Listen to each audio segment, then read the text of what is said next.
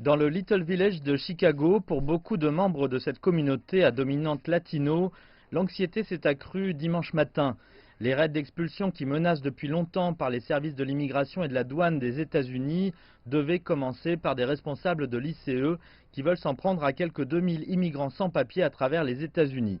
Mais le maire de Chicago, Lori Lightfoot, a envoyé un message différent en disant à la communauté qu'elle était aux côtés de tous les habitants de Chicago, quel que soit leur statut juridique.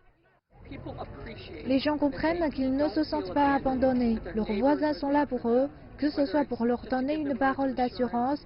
C'est le genre d'effort déployé au niveau local et je pense que ça témoigne de la nature incroyable de nos communautés dans toute la ville.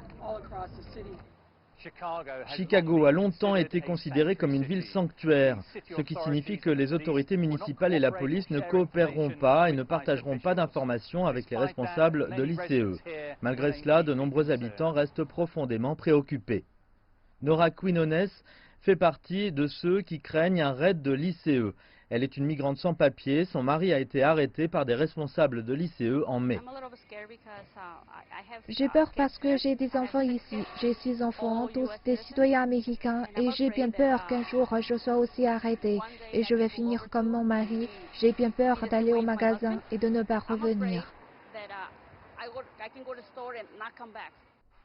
Cette peur a été évoquée par ceux de l'église Mission Fe Vida et Esperanza. Le père José Landaverde dit qu'il a dû offrir un refuge à plusieurs des membres de son église.